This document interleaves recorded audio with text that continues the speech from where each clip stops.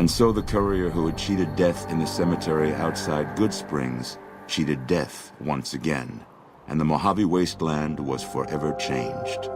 The courier, with the aid of Yes Man, drove both the Legion and the NCR from Hoover Dam, securing New Vegas's independence from both factions. With Mr. House out of the picture, the remaining Securitrons on the Strip were hard-pressed to keep order. Anarchy ruled the streets. When the fires died, New Vegas remained, assuming its position as an independent power in the Mojave. Supporting all the chaos that comes with independence, the courier was the man responsible for a truly free New Vegas. He ensured the fall of Mr. House and the end of the Legion's and NCR's influence over New Vegas. Though some super mutants in Nightkin continued to journey to the legendary Utopia, they found little trace of its existence. Some eventually found their way to Jacobstown, but many wandered off into the wastes, confused and disheartened. Without organized leadership, the remaining boomers slowly drifted away, leaving Nellis Air Force Base to be flooded by prospectors and scavengers. All of the boomers' accumulated knowledge quickly scattered, and their existence slowly faded from memory. Buried beneath tons of rubble, the Mojave chapter of the Brotherhood of Steel was no more. Those few who were outside the Hidden Valley bunker when it was destroyed settled into new lives, or headed west to find a new chapter to join. Their leaders destroyed by the courier, the fiends scattered throughout the wasteland. Without the organization of Motor Runner, Cook, Violet, and Driver Nephi, they were easy prey.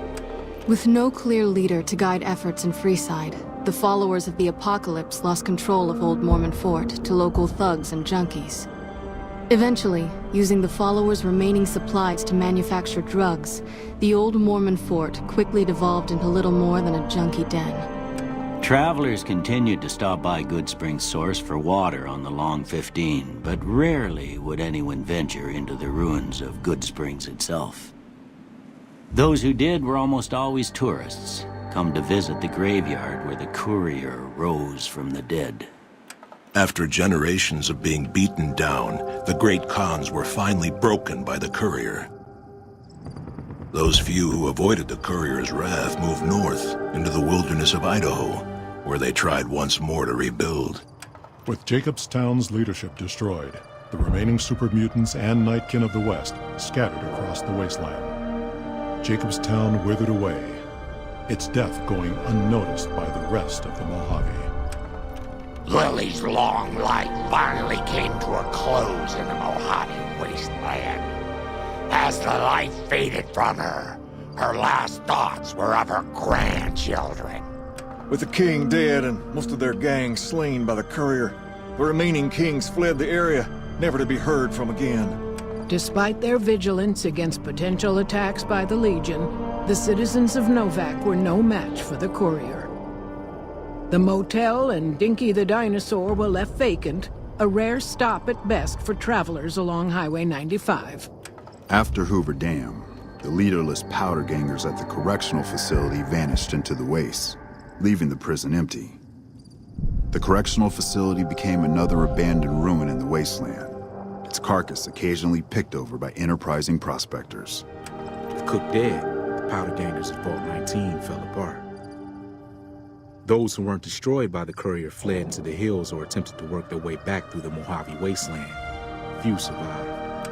Primm, already torn apart by powder gangers, was dealt a killing blow by the courier. Though prospectors pick through the remains of the town from time to time, no one reestablishes it as a settlement. After the death of Chief Hanlon, the power of NCR's Rangers was broken for years.